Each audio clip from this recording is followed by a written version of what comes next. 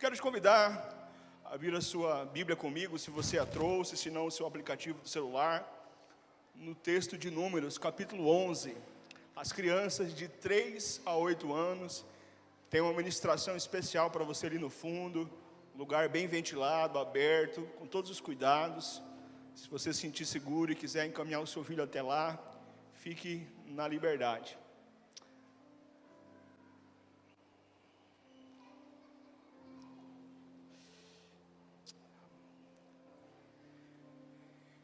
Pela manhã, eu pedi ajuda dos irmãos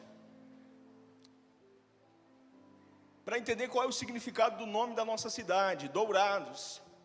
E 2 irmãos me disseram, um disse que é em razão do rio dourado, e outro disse que é em razão do peixe dourado. E talvez sejam a junção dessas duas coisas. Mas eu queria nessa noite visitar uma cidade contigo. Mais do que visitar a cidade, visitar um templo, visitar o coração do povo de Deus. E é interessante quando nós pensamos no significado dos nomes das cidades. Tem a ver com o seu povo, tem a ver com a sua história. Eu penso aqui em Ponta Porã, né? O limite, a ponta do estado, Ponta Bonita, Itaporã, Pedra Bonita. E nós poderíamos pensar em tantos outros lugares, Belo Horizonte, aonde o horizonte é belo, Juiz de Fora. Por que se chama Juiz de Fora? Porque talvez aquela cidade não tinha juiz e ia um juiz lá despachar. Mas eu quero pensar contigo numa cidade em que o fogo do Senhor se manifestou. E em razão desse fogo, dessa presença de Deus, essa cidade ganhou um nome, o nome de Taberá. E eu quero visitar contigo essa cidade nessa noite. Para isso eu preciso muito que você me ajude. Nós vamos ler apenas um texto, não é nem um capítulo inteiro, mas eu quero que você preste muita atenção nesse texto. Esse texto é de uma riqueza, porque fala do povo de Deus, fala do Deus desse povo e fala do líder que liderou esse povo. Eu quero te convidar a ler comigo o texto de Números, capítulo 11. O texto estará exposto aqui, se você quiser acompanhar. Aí vamos fazer assim, Emanuel, se a gente puder ler a primeira vez na revista e atualizada, o capítulo todo, depois a gente retorna à aplicação dos versos na NVI. Joia, querido, obrigado. Números, capítulo 11, a partir do verso 1. Diz assim a versão que está exposta: queixou-se o povo de sua sorte aos ouvidos do Senhor.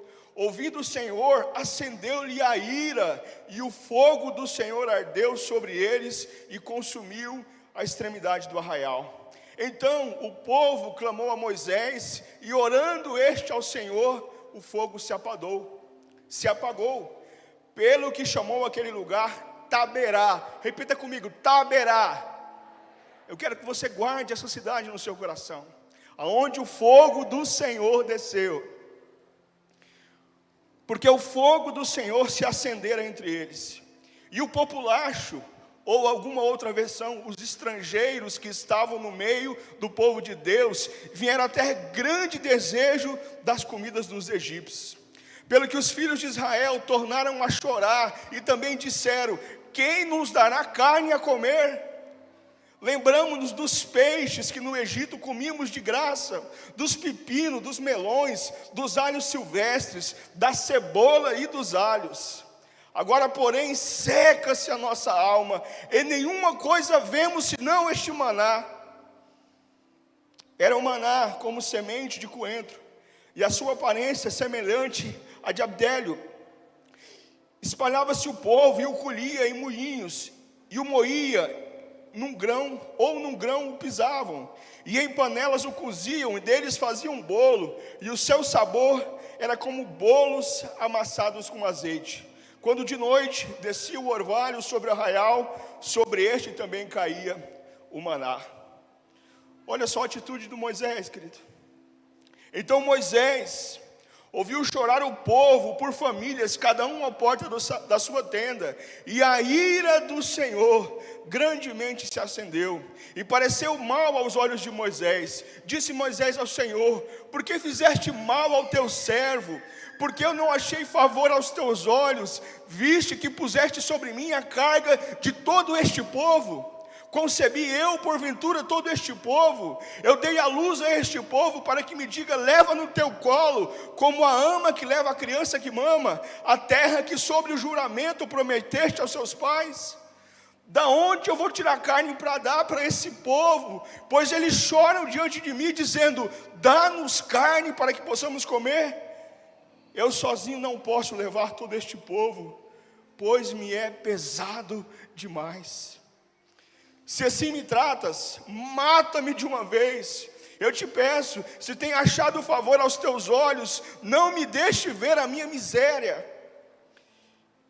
Verso 16, diz o Senhor a Moisés: ajunta-me 70 homens dos anciãos de Israel, que sabem ser anciãos e superintendentes do povo, e trarás perante a tenda da congregação, para que assistam ali comigo.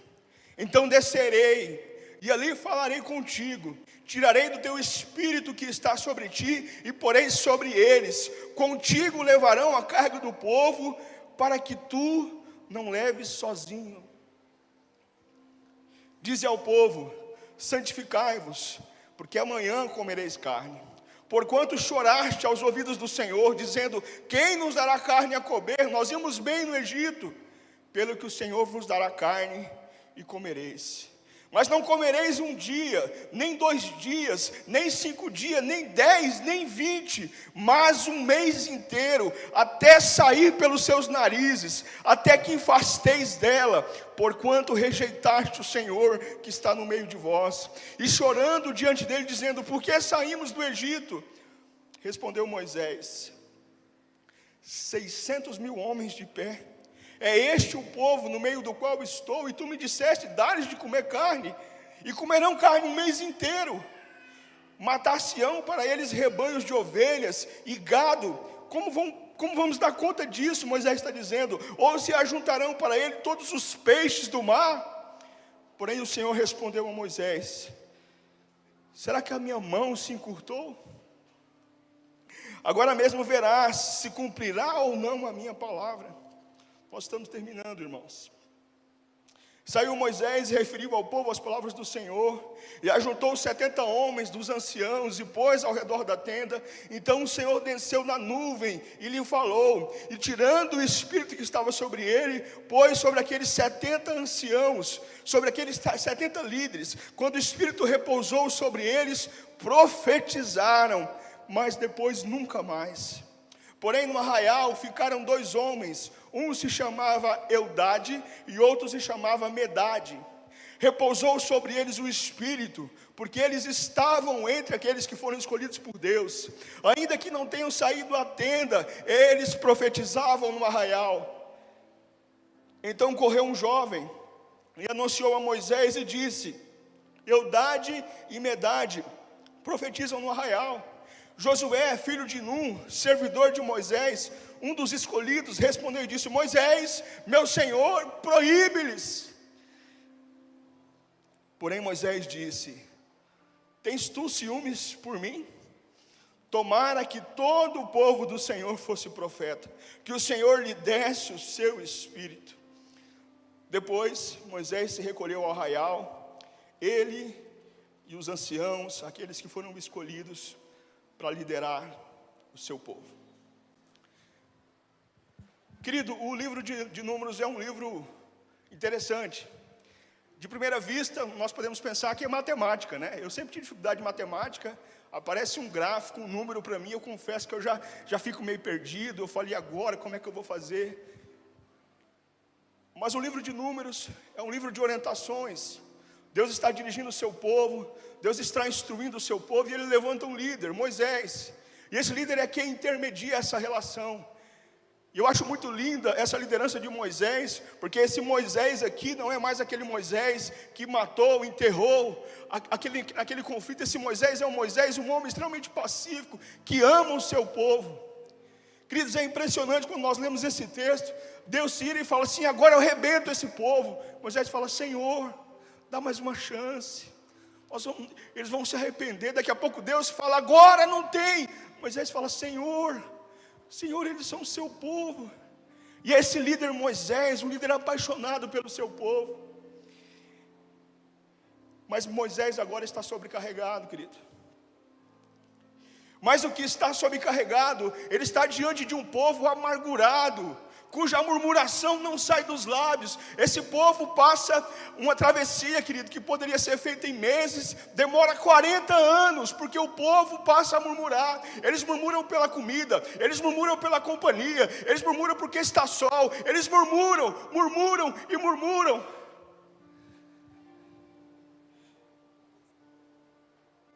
No verso 4, se a mulher puder colocar na NVI, nos ajuda a entender melhor o que está acontecendo aqui.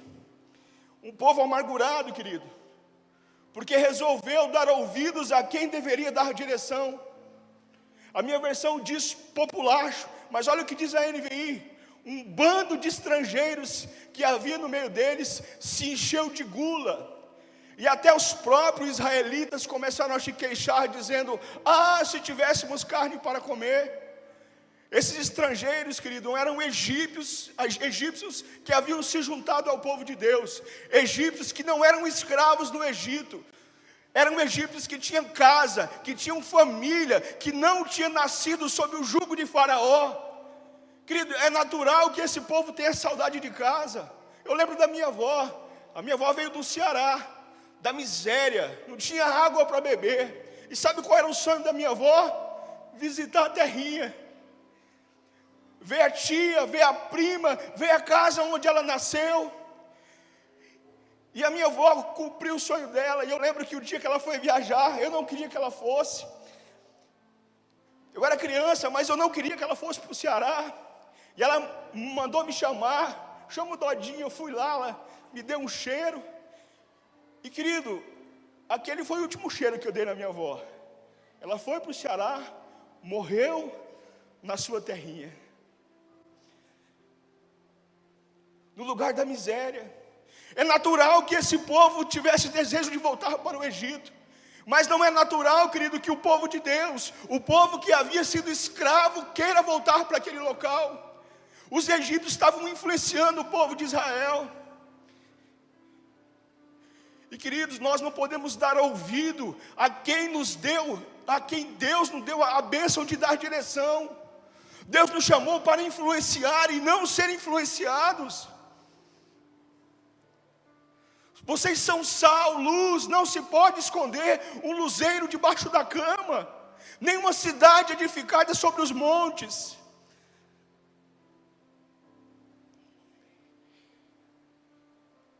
Eu lembrei de uma experiência muito forte que eu tive. Eu estava fazendo faculdade ainda, eu tinha um trabalho para fazer de antropologia, uma chamada etnografia. Eu tinha que ir até uma comunidade e descrever como aquela comunidade viviam, quais eram os seus hábitos, como eles se relacionavam, como era a hierarquia. E eu fui para uma comunidade cigana. Eu escolhi conhecer aquela comunidade. Eu tinha acabado de comprar um notebook da HP, e eu fui sair de casa, a minha esposa falou: você vai levar o note? Eu falei: vou. Ela falou: você está doida? Você vai lá, no meio de um povo que você não conhece? Eu falei: é verdade. Deixei o computador em casa. Indo para aquele local na moto, eu pensei assim: vão querer ler a minha mão. Eu preciso fazer esse trabalho hoje. O que eu fiz? Passei no banco, saquei o dinheiro, falei: ó, ela lê a minha mão, depois eu concluo o trabalho, e eu preciso resolver isso hoje, né? E eu fui disposto a deixar alguém ler a minha mão. E chegando lá, querido, para minha surpresa, o líder ali, o irmão mais velho, me recebeu com carinho, irmãos. Foi me apresentando as tendas, onde ficavam os tapetes que ele vendiam, e ele me apresentou um local onde as crianças tinham aula, e ele foi me apresentando, e eu fui achando aquilo tão estranho, e eu comecei a fazer algumas perguntas para ele. Ele disse: olha, bebida não entra aqui.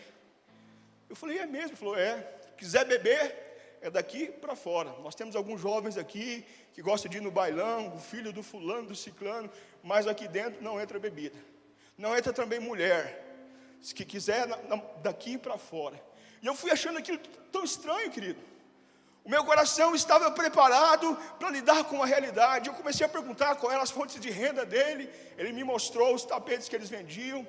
Eles também vendiam um carro. E, querido, eu fui achando aquilo tão estranho. Eu falei: meu Deus, será que esse cara está me dizendo a verdade? E as crianças ali brincando, as mulheres cuidando. E no final, querido, ele falou para mim: posso te dizer uma coisa? Você já terminou a pesquisa? Eu falei: já. Ele falou assim: você sabia que Jesus te ama? Cara, Jesus tem um plano na sua vida. E queridos, o meu coração se encheu de constrangimento. Eu fui ali com uma visão totalmente equivocada daquelas pessoas, uma visão predominante. Eu fui carregado de um estereótipo. E aquele homem falou para mim: você sabia que Jesus te ama, que Jesus tem um plano na sua vida? Queridos, eu confesso que eu não tive palavras. Ele me entregou um DVD, um presente. Eu fui para pagar e saí de lá com um presente na mão. E aquele homem disse: deixa eu te contar uma história. Jesus entrou aqui no nosso acampamento. E desde que ele entrou aqui, a nossa vida foi transformada. Sabe aquele lugar lá onde as crianças têm aula? Sabe quem é que dá aula para as crianças? É a esposa do pastor. Nós não temos acesso à escola. Nós estamos aqui hoje, amanhã estamos em Goiás, depois em Minas. Sabe quem tem cuidado das nossas crianças? São as irmãs da igreja, juntamente com a pastora. Sabe aquele churrasquinho que você viu ontem ali? Eu recebi ontem o pastor Klaus aqui, um homem de Deus, você precisa conhecer. E aquele irmão começou a ministrar no meu coração. Eu não conhecia o pastor Klaus, tive depois o privilégio de conhecê-lo. Um pastor alemão, de fala carregada, querido. O pastor Klaus tinha bons motivos para dizer: não, eu não dá para mexer com cigano, porque a minha fala eu sou alemão, há um choque de cultura. Mas nós somos chamados para influenciar, queridos. E eu voltei para casa extremamente constrangido. E como que eu apresento um trabalho desse na faculdade? Esse povo, querido, se deixou se influenciar pelos valores dos egípcios. No verso 7,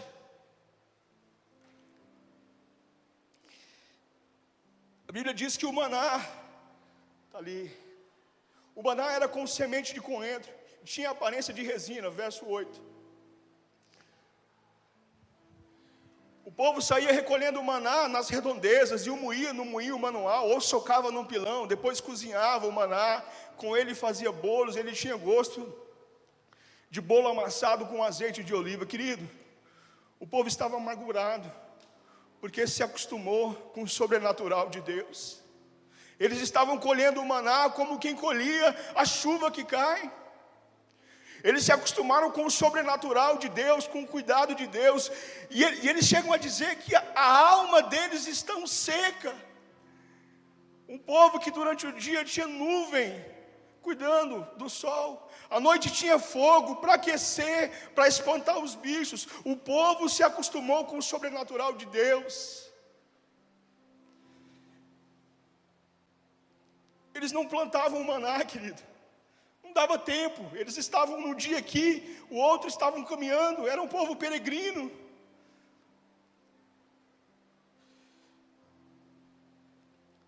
E no verso 6, querido, olha só o que eles dizem: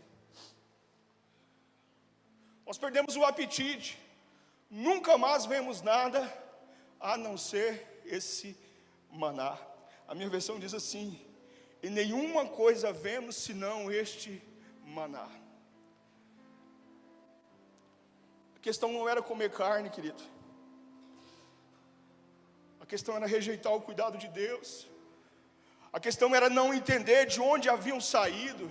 Querido, aonde você estaria hoje, domingo, 8 horas da noite, se não fosse o amor do Senhor? Querido, eu não sei onde eu estaria, domingo, 8 horas da noite. Eu não sei sequer se eu estaria vivo, se não fosse o amor do Senhor. Mas esse povo não consegue olhar nada além do maná. E eu confesso, querido, que nesse tempo eu me vejo assim, não conseguindo ver nada além da pandemia. E entenda bem, querido, no nome de Jesus, nós não estamos desprezando aqui o potencial ofensivo desse vírus. Não.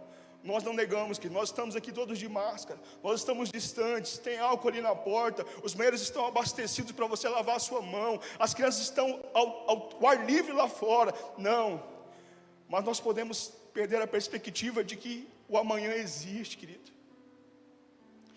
Eu confesso que muitas vezes eu paraliso as coisas, porque eu falo, não, semana que vem eu não sei o que vai acontecer, vai que tudo fecha, eu vou esperar.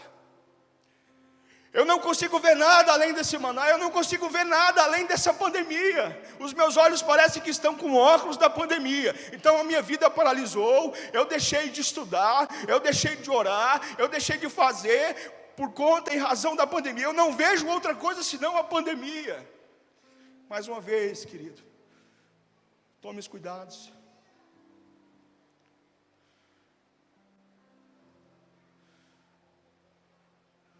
Mas há futuro. O Senhor tem cuidado de nós, querido. O Senhor tem nos guardado. Quantos irmãos aqui, fiz essa pergunta na célula durante a semana, grande parte foram infectados, ficaram bem, queridos, não tiveram nenhum agravo, não foram para o hospital. O Senhor tem nos guardado. Não vejo nada além deste maná. Haverá um povo amargurado. Mas há também, querido, um líder sobrecarregado nesse texto. No verso 15, Moisés rasga o seu coração para Deus. Olha só o que esse homem diz: se é assim que vais me tratar, mata-me agora mesmo. Se te agradas de mim, não deixes ver a minha própria ruína. Verso 16.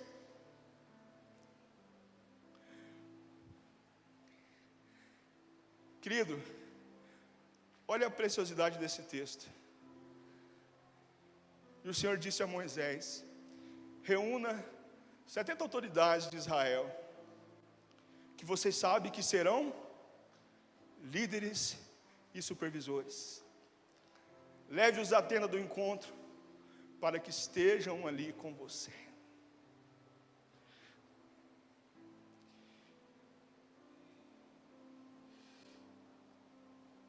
Querido, Moisés está sobrecarregado, porque esqueceu de dividir a sua liderança.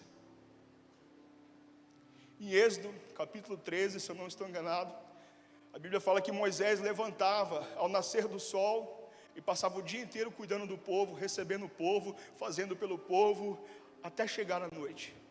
E dia após dia, até que um dia o sogro de Moisés chegou e disse: Moisés, você está louco, cara, você não vai dar conta, Moisés. Moisés falou: o que eu faço? Eu preciso cuidar do povo. Deus me colocou à frente. O sogro de Jetro, um sacerdote, um homem de Deus, com visão, disse: estabeleça líderes sobre 10, sobre 50, sobre 100 e sobre 1000. Mas eu não sei o que aconteceu, querido.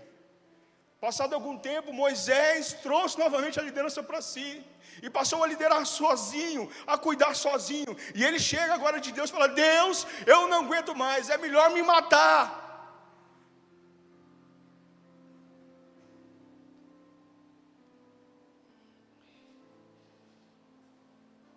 E sabe, querido, todo líder deve aprender a lidar com a ingratidão. Todo líder relevante deve aprender a lidar com a ingratidão das pessoas. O primeiro lugar que nós experimentamos ingratidão é na nossa própria casa. Talvez você se esforce, você tire da goela, como diz no Ceará, para dar para os seus filhos, e você, ora mais, ora menos, vai lidar com a ingratidão. Esse é um sentimento tão ruim, quando vem dentro da nossa casa, mas os seus filhos não sabem o preço que você tem pago para cuidar deles. A sua filha não sabe como você tem se esforçado para pagar a faculdade dela. Eu lembro, querido, que eu via uva no Natal. Toda semana tem uva na geladeira lá em casa. Para os meus filhos isso é... Volta e meia, o meu filho tem uma mania de reclamar das coisas. Eu falo: filho, quantas pessoas não têm uma casa para morar? Quantas pessoas não têm um carro para andar? Eu tenho sido desafiado, querido, a acessar o coração do meu filho, para entender que as coisas não caem do céu como caiu o maná para o povo de Deus, mas todo líder relevante precisa aprender a lidar com a ingratidão, querido. Talvez por isso Jesus disse que aquilo que a nossa mão direita faz, a esquerda não deve nem ficar sabendo. Nós precisamos aprender, querido, a lidar com a ingratidão. E esse Moisés aqui agora, um homem de Deus, querido, um homem manso, um homem pacífico, que escuta o tempo todo o povo murmurando a respeito dele, a sua própria família, querido, Miriam e Arão se rebelam contra ele. Sabe o que ele faz? Nada. Deus coloca uma lepra nos seus irmãos. Sabe o que ele faz? Senhor, cura ele, Senhor. Olha o coração desse homem, querido.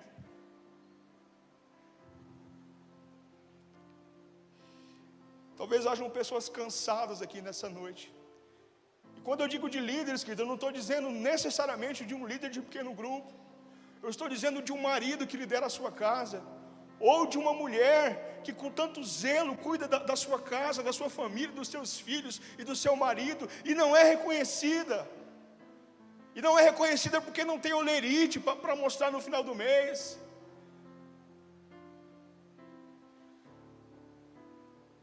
Talvez na ciência política o Moisés seria chamado de um líder paternalista, pastor.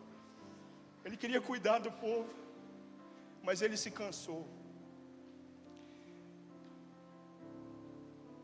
E líderes se cansam, queridos. E líderes se frustram, queridos. Se frustram porque as nossas forças muitas vezes se esgotam. Se frustram porque muitas vezes as pessoas com as quais nós estamos não querem enfrentar os seus erros, não querem resolver as suas vidas, e nós nos frustramos porque nós não podemos decidir pelo outro. Veja o povo reclamando o tempo todo, tendo um homem de Deus à frente, liderando, amando, cuidando, e o que o povo faz é reclamar o tempo todo.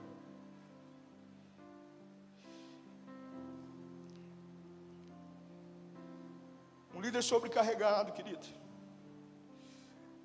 é um líder que perde a dimensão do eterno. Verso 13, Emanuel, se você puder me ajudar.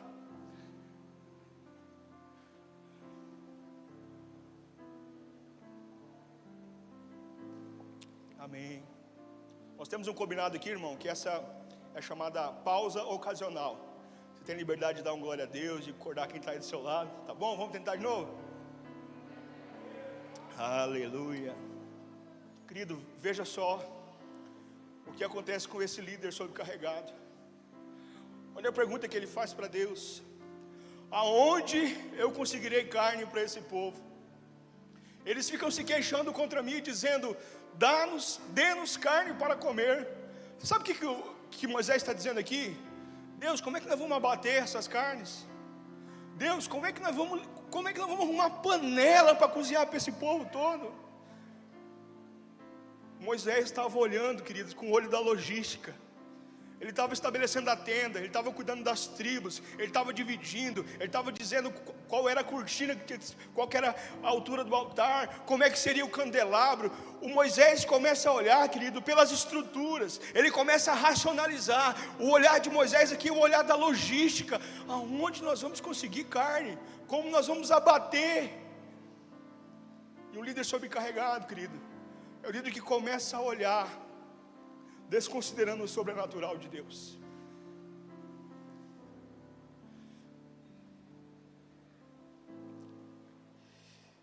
Taberá, um povo amargurado, um líder sobrecarregado. Mas o texto fala também, querido, de um Deus irado.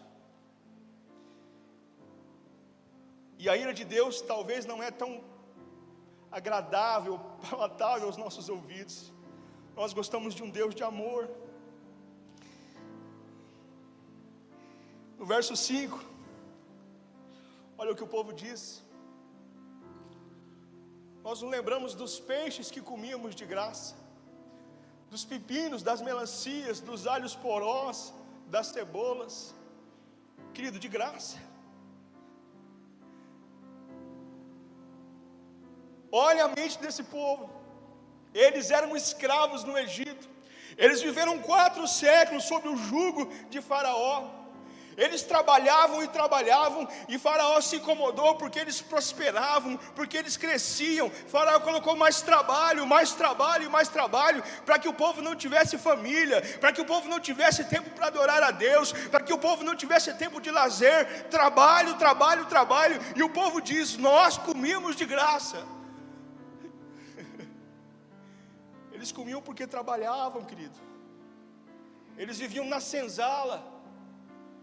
Comida para eles era combustível. Quando não produzia mais, descartavam, eram coisas. E olha o coração desse povo. Nós lembramos dos peixes que comíamos de graça. Olha a mente, querido, desse povo. Um povo que tem saudade da escravidão. Um povo que havia perdido o seu propósito, querido. Versos 26, Emanuel, 26 a 28, por favor. Um povo que havia esquecido do seu propósito. O Senhor diz: olha, estabeleçam líderes, supervisores, que vão cuidar das pessoas. E o texto diz que 2 homens que estavam entre esses 70, chamado Eldade e Medade, tinham ficado no acampamento. Rejeitaram o convite. Tinham coisas para fazer, estavam cuidando da sua vida, talvez estavam muito ocupados. Ambos estavam na lista de autoridades, mas não tinham ido para a tenda. O Espírito também veio sobre eles e eles profetizaram, mesmo estando no acampamento. Verso 27. Então um certo jovem correu e contou a Moisés: Eldade e Medade estão profetizando no acampamento. Eles não vieram para cá, não atenderam o nosso convite, e estão lá abençoando. Pode passar, Manuel. Josué, filho de Num, que desde jovem era auxiliar de Moisés, interferiu e disse: Moisés, meu senhor, proibamos. Nós temos 3 figuras aqui, querido: Eldade e Medade. Embora tivessem sido chamados, embora tivessem sido abençoados com unção de liderança, de influência, de amor e de cuidado, preferiram ficar no acampamento. E nós temos um jovem que desde sempre andou com Moisés. Não era um jovem nobre, mas que pelo seu serviço, pelo seu desejo de aprender, de receber, de ser discipulado, se colocou ao lado de Moisés. Esse jovem diz: Moisés, não pode, eles não vieram, vamos proibir. E o texto continua, vamos ver o que Moisés responde. 29. Moisés respondeu: você está com ciúmes por mim? Quem dera todo o povo do Senhor fosse profeta, e que o Senhor pusesse o seu Espírito sobre eles.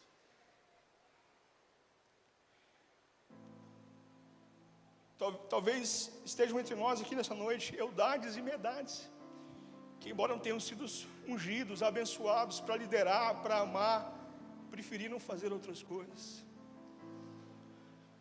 E o texto diz que esse dom não se apagou da vida deles. O texto diz que eles continuaram a profetizar no meio do acampamento, mas eles não foram para debaixo do cuidado de Moisés. Eu não sei o que aconteceu com eles, queridos. Eu sei o que aconteceu com aquele jovem legalista, que se mete no meio dizendo: proíbe eles. Sabe o que aconteceu com Josué? Cheio de falhas, legalista, moralista, enxerido. Sabe o que aconteceu com esse jovem? Ele foi um dos 2 que entrou na terra prometida. Um líder irado com o seu povo que se perdeu no propósito.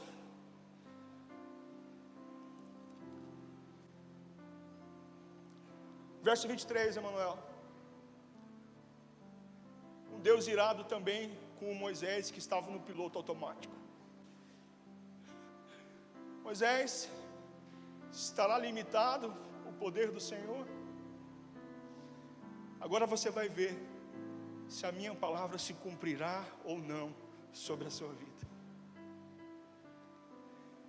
Será, Moisés, que eu não posso abrir o mar novamente, Moisés? Será que eu não posso cuidar de vocês como eu tenho cuidado até hoje, Moisés? Será que se encurtou a minha mão? Será que o meu poder se acabou, Moisés?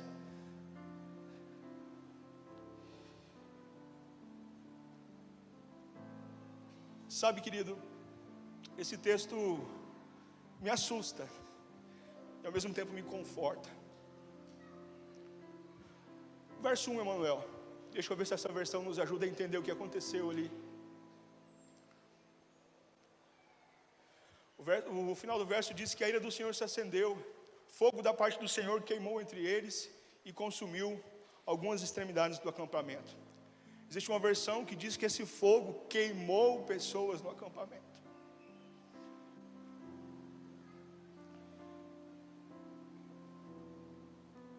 O fogo que queima é o mesmo fogo que restaura.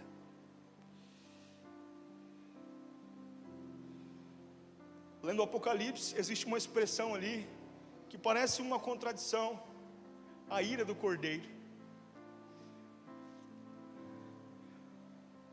A ira do cordeiro, como um cordeiro se ira.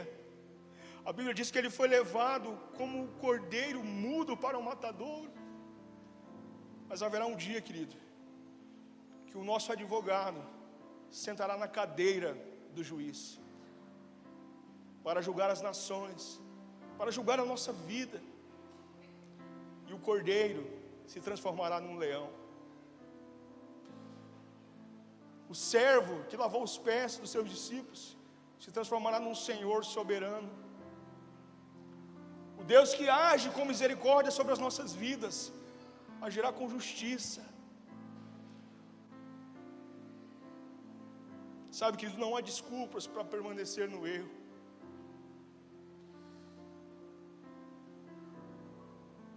O pecado na nossa vida deve ser um acidente de percurso, não uma agenda, não um programa de sexta-feira à noite. Porque o fogo que restaura também é o fogo que consome. Livro de Números, Deus está querendo saber com quantas pessoas Ele pode contar.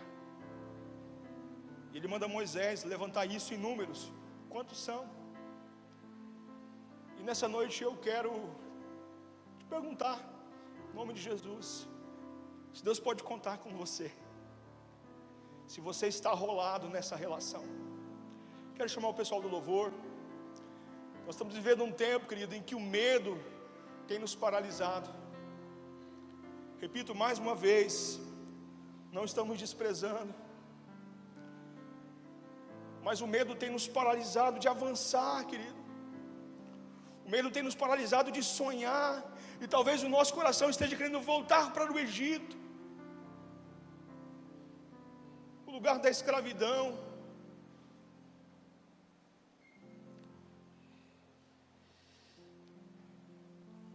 Taberá, um povo amargurado, um líder sobrecarregado e um Deus irado. Parece um roteiro de uma tragédia, né, querida? Mas sabe o que acontece? O povo enfim come carne, até sair pelo nariz. Vocês querem carne? Come carne. Moisés é restaurado na sua liderança e Deus se reconcilia com o seu povo. Aquilo que parecia ser uma tragédia, mais uma vez o amor de Deus prevalece, querido. Alguns dias atrás eu estive num lugar, e nós já vamos orar. Chegando lá eu percebi um menininho muito parecido com meu filho, até as feições, o jeitinho. A diferença é que ele não estava com o celular na mão, estava brincando lá, sozinho. Eu cheguei naquele lugar, comecei a conversar com as pessoas, e começou a me incomodar como aquela criança era tratada ali, com desprezo. E aquilo foi me incomodando, e eu perguntei quem era aquela criança. E alguém me disse: olha, é filho de uma vizinha, ela trabalha o dia inteiro, não tem com quem deixar, e por isso ele fica aqui. E eu chamei aquele garoto, comecei a conversar com ele, perguntei o nome dele, onde ele estudava, enfim, comecei a dar uma atenção para ele. Quando uma pessoa se virou e falou: esse aí o pai só fez ele e sumiu. E querido, aquele garotinho começou a chorar desesperadamente. Eu abracei aquele garoto e falei que ele era amado, que ele era querido, que a mãe deles iria cuidar dele como se fosse o pai. Comecei a consolar, mas ele estava inconsolável, querido. E eu confesso que eu saí daquele lugar ali, querido, com o coração arrasado. Deus não é esse pai que nos abandona. Deus não é esse pai de uma noite, não é, querido. Eu sei que muitos de nós aqui têm dificuldade de entender esse amor de Deus como um pai, porque talvez o nosso pai foi esse pai que nos abandonou, que não cuidou de nós. Não é desse pai que nós estamos falando, é daquele pai que espera o filho, que deixa ele tomar suas decisões, mas que está à porta esperando ele voltar para abraçar, colocar uma roupa limpa, colocar um anel nos dedos, sandálias e dizer: você estava morto e reviveu, estava perdido e foi achado.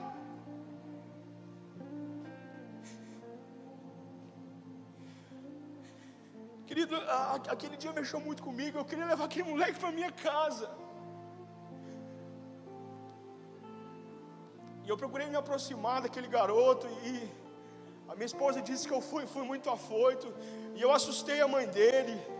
No outro dia eu levei ele para casa. E no outro dia eu queria levar de novo. E eu senti que a mãe dele se assustou. E é natural, queridos, ela não me conhece. Mas eu quero abençoar aquele garoto. Porque Deus não tem filhos prediletos, tem filhos que o preferem. Deus pode contar com você de verdade, querido. Eu não vou te chamar para vir aqui na frente, eu não quero te constranger, não quero. Mas Deus pode contar com você nesse senso. Seu nome está rolado lá. Vamos orar, fique de pé em nome de Jesus.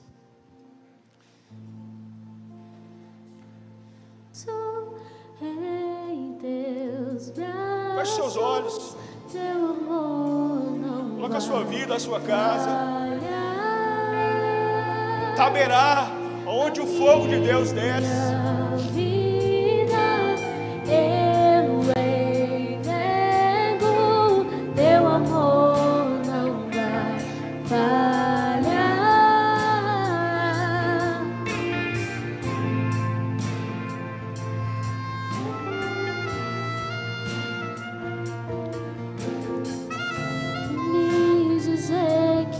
Estou só.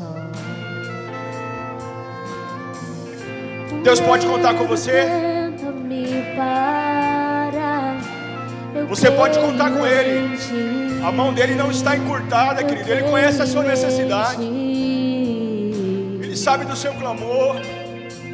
Se pelo vale eu passar, e se a morte me cercar, se a minha fé estremecer e a figueira não florescer, eu olho para ti.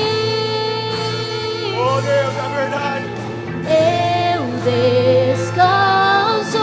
Você pode confiar em teus braços. Teu amor não vai. Não falha, querido, nunca falhou. A minha. Você pode dizer isso nessa noite, que você entrega a sua vida. O amor dele não falha. O teu amor não vai. Aleluia. Oh Deus. E o impossível eu não temo mais. Em tua presença eu encontro paz. Eu estou seguro, estou seguro. Eu sei que nada vai me abalar. Suas promessas vão me sustentar. Eu estou seguro, estou seguro. O impossível eu não temo mais. Em tua presença eu encontro paz. Eu estou seguro.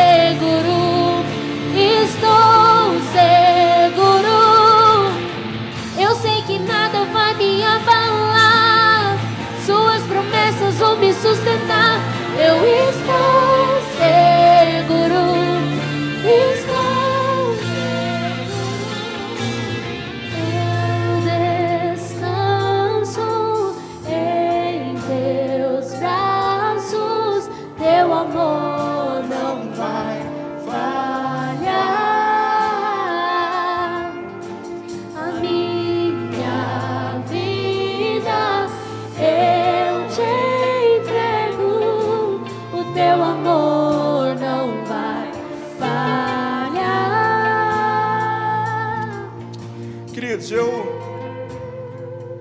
queria fazer 3 apelos aqui nessa noite, para que você responda esse chamado, para que você possa dizer: Deus, eu estou aqui. Pode colocar meu nome aí no seu censo. Conta comigo, Senhor. O Senhor sabe das minhas limitações, o Senhor sabe dos meus desvios. Conta comigo. Eu quero ser aquele Josué lá, cheio de problema, mas que estava na tenda, disposto a servir, a abençoar. Mas em nome de Jesus, querido, vença a murmuração dos seus lábios. Uma caminhada de 40 dias levou 40 anos, querido, pela murmuração dos lábios, por praguejar o tempo todo. Segundo apelo nessa noite, essa escravidão da sua mente, o seu medo nesse tempo. Querido, essa pregação é para mim. Eu preciso vencer.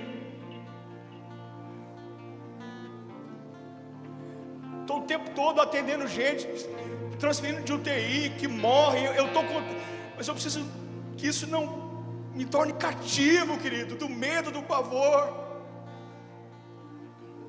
Primeiro apelo, os seus lábios. Se necessário, faz um jejum de calar sua boca um pouquinho. Deus, eu vou ficar quieto hoje. Vou ficar quieto, me ajuda. Eu não quero murmurar. O segundo é, vence a escravidão do medo, o pavor da paralisia. E o terceiro é que Deus renove a nossa liderança, querido. Existem Eudades e Medades que estão sentados, que não atenderam o chamado. Deus não retirou o dom, Deus não retirou o talento, mas eles estão lá sentados. Que Deus renove a nossa liderança, querido, em nome de Jesus. Eu prego para mim nessa noite. O meu desejo era essa semana não reunir a célula, querido, porque eu estava com Eudade e Medade, com um monte de coisa para fazer. E a minha esposa apertou o meu calo e falou: é aí que nós temos que reunir. E foi um tempo tão precioso, querido. Quinta-feira ali, todo mundo de máscara, distante, mas Deus soprou, trazendo renovo. Nós fizemos um compromisso no quadro. Enfim, Deus quer renovar a nossa liderança, querido, em nome de Jesus. Feche seus olhos. Você atende esse apelo nessa noite. Deus pode contar com você. Deus sabe das suas limitações, querido. Não precisa dizer do seu tempo, das suas viagens. Deus pode contar com você. Faz esse compromisso. Deus, conta comigo. Conta comigo. Chega no seu líder e fala: líder, conta comigo. Conta comigo, líder. Você sabe que eu... Olha, o que você tem para mim? O que você espera de mim? Alivia a mochila do seu líder, querido. Moisés ficou cansado porque ele centralizou tudo em si. Amém? Deus pode contar contigo nessa noite? Feche seus olhos, diga: Deus, conta comigo. Fala para Ele, faz o seu compromisso nessa noite. Eu não quero te induzir, querido, não quero. Mas Deus nessa noite faz um censo, dizendo se pode contar conosco. Posso contar com você nessa pandemia, para liberar uma palavra de vida onde há morte. Posso contar com você para consolar os aflitos. Posso contar com você para levar um lanche para quem está na UPA. O que Deus pode contar com você, com seus dons, com seus talentos? Ou seremos influenciados pelo Egito? Não seremos. Continuaremos avançando, amém? Deus, muito obrigado, Pai. Obrigado pelo teu amor, ó Deus. Obrigado, Deus, porque o Senhor, ó Deus, é fogo consumidor, mas o Senhor, ó Deus, é fogo restaurador, renovador, refrigerador. E nessa noite, Pai, nos alcança com o teu fogo. Sopra sobre nós o teu Espírito, Pai. Espírito, ó Deus, que reacende a chama do amor pelo Senhor, ó Deus, a chama, ó Deus, do amor pelas pessoas. Faz isso em nosso coração, Pai. Conta conosco, conta com a tua igreja, conta com essa comunidade, Pai. Não queremos perder, ó Deus, a dimensão do eterno, do sobrenatural, do cuidado. Não queremos voltar, ó Deus, às panelas do Egito. Não temos saudade da cebola, não temos saudade do alho, ó Deus. Nós temos saudade, ó Deus, do abraço do Senhor, do amor do Senhor, ó Deus. Nessa noite, ó Deus, nos abraça, Pai, renovando as nossas forças, ó Deus, assim como o Senhor fez com o seu povo, ó Deus, um povo que não merecia o seu amor, ó Deus, mas a sua graça, ó Deus, alcançou. Nos alcança, ó Deus, nessa noite. Nos alcança, ó Deus, renovando, ó Deus, as nossas forças, restaurando a autoridade, ó Deus, dos líderes, ó Deus, pais, mães, empregadores, ó Deus, trabalhadores, pessoas que lideram a sua própria vida e não estão sob o jugo do diabo. Lideram porque o Senhor nos chamou para a liberdade, Pai. Lideram porque o Espírito Santo nos selou para a liberdade, Pai. Aleluias. Faz isso, Pai, e nós iremos declarar que o Senhor tem cuidado de nós. Iremos declarar, ó Deus, que as Tuas bênçãos, ó Deus, têm nos alcançado, ó Deus, mesmo em meio, ó Deus, ao deserto. Muito obrigado, Pai. Nós Te adoramos, Pai. Te bendizemos, ó Deus, e Te aplaudimos nessa noite para a glória do Teu nome, Pai. Aleluia, aleluia.